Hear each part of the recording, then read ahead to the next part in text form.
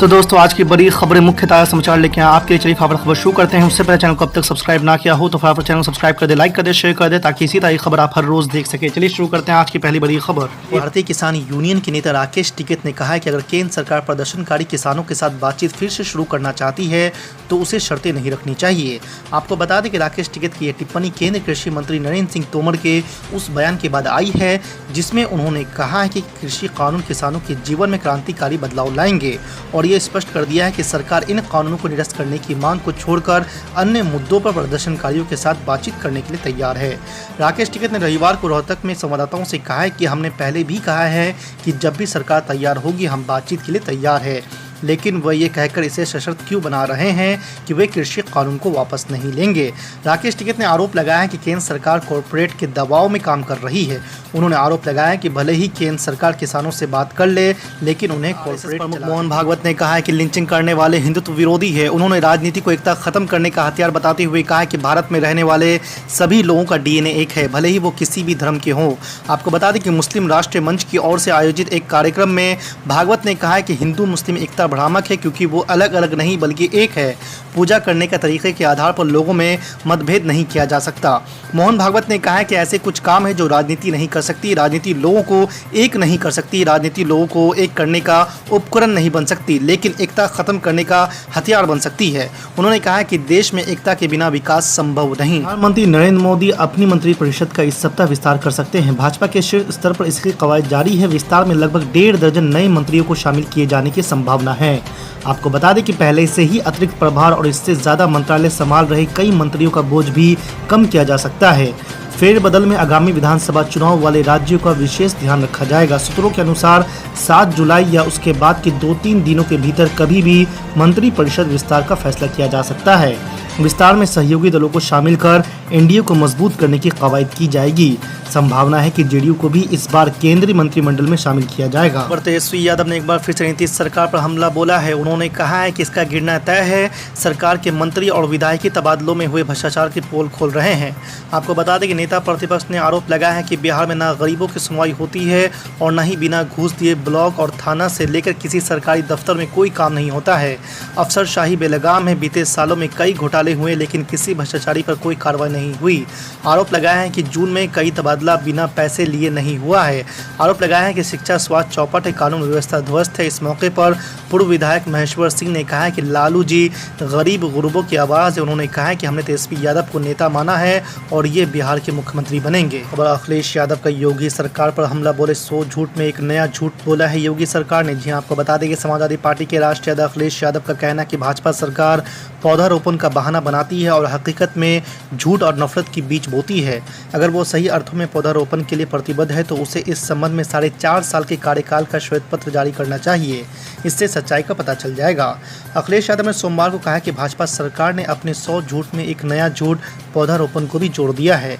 मुख्यमंत्री अखिलेश यादव का दावा है कि उनके कार्यकाल में 100 करोड़ पौधे लगाए जा चुके हैं। और बंगाल चुनाव में एक भी सीट न जीत पाने के बाद अब कांग्रेस पार्टी संसद में बीजेपी को घेरने के लिए मुख्यमंत्री ममता बनर्जी से करीबी बनाने पर विचार कर रही है। माना जा रहा है कि कांग्रेस अध्यक्ष सोनिया गांधी जल्द ही लोकसभा में पार्टी के नेता अधीर रंजन चौधरी को पद से हटा सकती है। इस कदम को संसद के मानसून सत्र से पहले कांग्रेस पार्टी के लिए किए जा रहे कई बदलाव का हिस्सा माना जा रहा है। आपको बता दें कि इंडियन एक्सप्रेस की खबर के मुताबिक चौधरी को पद से इसलिए भी हटाया जा सकता है ताकि तृणमूल कांग्रेस से दूरी घटाई जा सके और संसद में बीजेपी और मोदी सरकार के खिलाफ मजबूती से अभियान चलाया जा सके। कांग्रेस ने बंगाल चुनाव में तृणमूल कांग्रेस के खिलाफ लेफ्ट के साथ गठबंधन कर चुनाव लड़ा था। हालांकि कांग्रेस ने अपने प्रचार में ममता बनर्जी पर हमला करने से बचती रही थी। खबर मोहन भागवत के लिंचिंग बयान पर असदुद्दीन अवैसी का पलटवार, कहा यह नफरत हिंदुत्व की देन है। जी हाँ आपको बता दें कि आरएसएस के प्रमुख मोहन भागवत ने कहा है कि सभी भारतीयों का डीएनए एक है और मुसलमानों को डर के इस चक्र में नहीं फंसना चाहिए कि भारत में इस्लाम खतरे में है। उन्होंने ये भी कहा है कि जो लोग मुसलमानों से देश छोड़ने को कहते हैं वो खुद को हिंदू नहीं कह सकते। भागवत के इस बयान पर अब ऑल इंडिया मजलिस इत्तेहादुल मुस्लिमीन के चीफ असदुद्दीन अवैसी ने पलटवार किया है। दरअसल असदुद्दीन अवैसी ने कहा है कि देश में ये नफरत हिंदुत्व की देन है। असदुद्दीन अवैसी ने एक के बाद एक ट्वीट करके कहा कि आरएसएस के भागवत ने कहा कि लिंचिंग करने वाले हिंदुत्व विरोधी है। इन अपराधियों को गाय और भैंस में फ़र्क नहीं पता होगा, लेकिन कत्ल करने के लिए जुनैद, इखलाक, पहलू, रकबर, अलीमुद्दीन के नाम ही काफ़ी थे। ये नफरत हिंदुत्व की देन है। इन मुजरिमों को हिंदुत्ववादी सरकार की पुष्टपनाही हासिल है। एक देश के बड़े प्रदेश का मुख्यमंत्री कहता है कि ठोक रोकने से जुल्म या क्राइम का खात्मा नहीं होता। चाहे मैं हूं या कोई पुलिस का IPS ऑफिसर हो, कोई भी कानून को अपने हाथ में नहीं ले सकता है।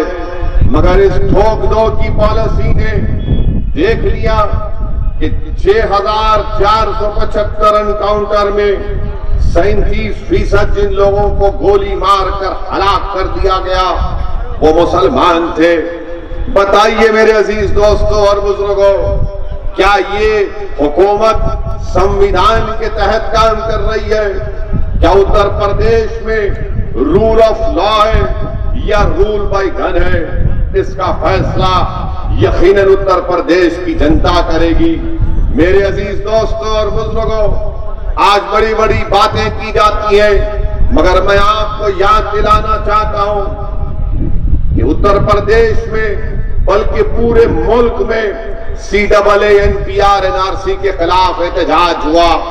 हम सब ने मिलकर एहतजाज किया इसलिए कि वो कानून भारत के संविधान के खिलाफ था। वो कानून राइट टू इक्वालिटी, मसावात और बराबरी के खिलाफ था। पार्लियामेंट में जब इस पर बहस हो रही थी तो मैंने बीजेपी के 300 सांसद के सामने खड़े होकर भारत के संविधान की दलाइल को देकर यह बताया कि मजहब के नाम पर सिटीजनशिप का कानून नहीं बन सकता। मजहब के नाम पर आप मुसलमानों से सिटीजनशिप नहीं छीन सकते। और मैंने पूरी पार्लियामेंट में सांसद में खड़े होकर उसको काला कानून करार दिया और उस काले कानून की कॉपी को फाड़ा। मैं मुबारकबाद देता हूं उन तमाम लोगों को जिन्होंने खास तौर से हमारी मां और बहनों को जिन्होंने पुरअमन एहतजाज किया उस कानून के खिलाफ। मगर अफसोस ये है कि उत्तर प्रदेश में 23 मुसलमानों को गोली मारकर उनकी जानें ले ली गई। बताइए ये कौन सा इंसाफ है कि गोली मारकर इनको जान ले ली जाती है? और ये मैं नहीं कह रहा हूं, सुप्रीम कोर्ट के रिटायर्ड जस्टिस की रिपोर्ट है, रिटायर्ड जज की रिपोर्ट है, जिन्होंने कहा कि उन बच्चों की जान लेने के लिए गोली मारकर उनको खत्म कर दिया गया। वो 23 मरने वाले कहां के थे? अलीगढ़ के थे, मुजफ्फरनगर, आपके माओ बैरेज और बुलंदशहर से इनका ताल्लुक था। मेरे अजीज दोस्तों और बुजुर्गों, ये इस तरह से अगर संविधान की धज्जियां उड़ाई जाती रहेंगी तो बताइए फिर हमारे मुल्क में जमहूरियत का क्या होगा? उत्तर प्रदेश में फ्रीडम ऑफ एक्सप्रेशन का क्या होगा?